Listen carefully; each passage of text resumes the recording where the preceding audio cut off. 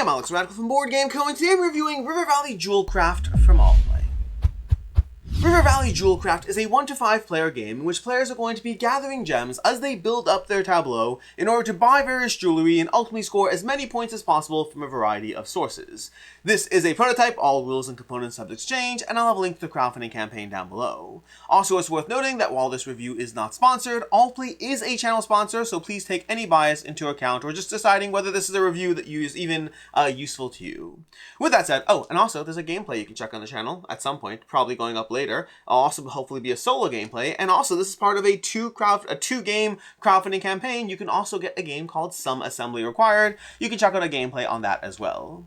With that said, let's go ahead and dive into this. In the game, you're going to be building up your tableau while gathering gems and spending gems. The general sequence of play is you're going to start the game by rolling the dice. You're going to go ahead and roll, and then the lead player, let's pretend I'm currently the lead player. I should actually flip this to be on the basic side. Let's pretend I am currently the lead player over here. I get to choose which of these dice that I want, and everyone else gets the other die. So for example, if I want to activate, this would be the row that my miner is in. So if I want to activate this row, then the other players would get this die and activate that column. The yellow die corresponds to the row, and the silver die corresponds to the column. Whichever die you pick, everyone else gets the other. In this case, I am going to choose this one, and that's going to give me 1 red gem and 1 white gem, and then the other players are going to get whatever's in their column, in this case a red and a blue.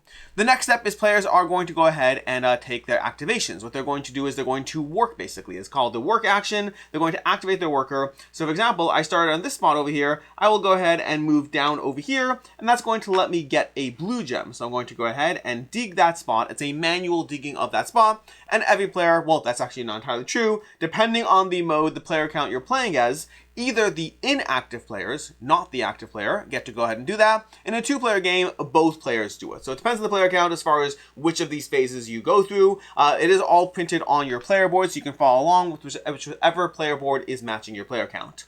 When you're done with that, again, depending on the game, if you're playing with it, depending on the player count, at a 2-player game, you will dig deeper, which means players go ahead and roll their die again and get whatever is there, again, corresponding to your particular board. In this case, I would activate row 2. I move to row 2, I get to activate this one now. Players are going to do that, and then when you're done with that, the active player gets to go ahead and buy these various jewelry over here. You can spend your gems to buy up to 4 points worth of jewelry. Any of the fine or artisan builds over here cost 2 points each to spend, and points are not the gems you're spending. The gems are going to be the cost on the top of the card. Rather, you just have 4 activation points, building points, so to speak. That's regardless of what you have in your personal supply. You can buy 4 points worth of jewelry. Again, 2 for any of these and 1 for each of those. You can see that over here. You also, of course, have to spend the actual gems from your display over here in order to get those cards, and those are worth points, as you can see on the bottom. On some of them, it's worth points for set collection. There are 3 main types: necklaces, timepieces, and rings. And when you have a set of all 3, that's going to be worth 4 bonus points within the game. And then, of course, there's also abilities on those cards, as you can see on many of these. Not all of them. This is simply 10 points, which is a lot of points. But you get a lot of abilities, being able to trade gems for other gems, activate your workers, all kinds of things like that. When you're done with that, you go ahead and build up your tableau. You're going to go to the market over here, choosing one of these. I'll go ahead and choose this one right now. I will get a green gem because that's what it shows on the bottom. Sometimes you have to spend gems. And then we go ahead and put this somewhere into our display, which will help us for a variety of reasons. The first is it gives us better places. These empty spots are now giving us gems. In fact, I'll go ahead and place this over here. And now when I roll a 3, I get to activate this, or as well, column 3 over here will give me a whole bunch of gems.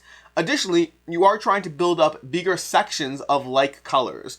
There are 3 colors over here: the dark red, the little, brown, and then the lighter beige. And when you build up sections of colors, at the end of the game, that's going to be worth points as well. We slide these down, put up a new tile, and that's a turn. Once again, a very quick recap of that. On your turn, you're going to roll the dice. The active player chooses a die, activates their board. Everyone else activates their board with the other die. Then, depending on the player count, some players are going to go ahead and activate their person, which will help them get extra gems and sometimes clear rubble from their board, getting the gems on the opposing side. When you're done with that, again, depending on player count, you might roll your dice again, although you won't be redistributing it, whoever has those dice. And at higher player counts, you will not be rolling again. Then from there, the active player gets to buy jewelry and then fill up their tableau. You're going to repeat this process until you get to running out of tiles on the main board, which will trigger endgame, at which point you will have a lot of jewelry you've crafted, because even though those early rounds feels like you can't buy a lot, as you build up your tableau, you will have turns where you are overflowing with gems and trying to figure out what to do with them. That is how you play River Valley Jewelcraft. Again, you can check out a full gameplay going up on this channel if you want to see the actual arc of the game play out. But with that, let's go ahead and dive into my review of what I like, don't like, and can see others not liking. Oh, also, there's solo mode, there's advanced characters over here, so you can play with the custom character builds with different rules. I assume, I don't know this for sure, but in general, the way all players run their crowdfunding campaigns for these box-sized games, there's usually a bunch of mini expansions that expand upon the gameplay as well, adding more variety, more other things, and there's deluxification. Again, I think these dice, for example, they are cool and fun. If you look at the actual page for what the deluxe dice look like, they look even cooler than this. But with that, let's go ahead and other components too. With that, let's talk about the what I like, don't like, can see others not liking. Starting off with what I like. I feel like I said with that 4 times, but I could just ignore it and move on, or I could acknowledge it. I don't know whether I made the right choice. But what do I like about the game? So, there's a bunch of things. It is fun rolling dice and getting things. If you've played games like Catan, like Valeria, like Machikaro, like Space Base, this is basically a game where you roll dice and get stuff, and you build up your tableau to get more stuff. It has that element going on. So if you enjoy that genre, again, Catan, Valeria, Machikaro, Space Base, I think Bad Company as well. I don't remember as much about that one. Didn't love that one quite as much, but it's well liked. But that genre of you roll things, everyone gets stuff, and then on your turn you get to spend your stuff, that core mechanic is here. It is fun to roll dice and get things. It is fun to build up your tableau over here and get more things. It is fun to make that dynamic choice as to what's better for you, what's better for me, because especially in a 2-player game, but also at all player counts, there's not just the aspect of what's good for you, there is the aspect of how does that help other players. Sure, this might be better for me, but if this one's so much better for you, maybe it's better if I swap those because this gets you nothing, even though this gets me a little bit less. So there really are those decision points as far as how you build up your tableau and what you roll into as you go. You're also making decisions as far as how your mind moves around, what's more important to clear the board, even what things to buy. Because of the fact that many of these cards come with abilities, it's not just about the points in the game, it's about the abilities on the cards and how those play into your strategy. You're going for a bunch of things as far as you get endgame scoring. There's endgame scoring cards that give you rewards for certain types of jewelry, or extra points for sets of jewelry, or points for clearing your rubble. All of those things, both regular endgame abilities as well as point scoring abilities, will affect your personal dynamic and how you're going to engage with this. The advanced characters are a nice touch as well. They give you a little bit more asymmetry in the game. The basic characters are pretty straightforward. They're good for a first play, but honestly, by the time you dive into this a second time, I recommend going with the advanced characters. They are not so advanced, and they do introduce a small element of feeling different than the other players, as well as how you're going to, again, have a little bit of a different variety to the experience. So overall, and then building up your tableau, well, I talked about a little bit, but building up your tableau, that's a lot of fun as well. And these arrows are my favorite part of the game. In fact, if you watch the gameplay, you'll see these don't come out a lot, but in other games I've played, I've had these very active. Chaining arrow abilities, when you activate an arrow, you activate the thing next to it, and you can activate a bunch of chaining arrows, although you can't loop back into yourself. That can be very satisfying to build up a little arrow network as far as how your board develops, and you can layer things on top of other things as long as they're not misbalanced. So there's a lot of strategy as far as building up a board and leaning into, do you want those end game points for a board that's going to reward you for, having those groups, or are you trying to build a more efficient board for in-game gem generation as opposed to that end game scoring? So overall, it looks beautiful, it's fast, it's light, it gives you a fun degree of trying to build up your tableau and gather jewel cards, all of that in a relatively short game, like 40 minutes or so, somewhere in that range.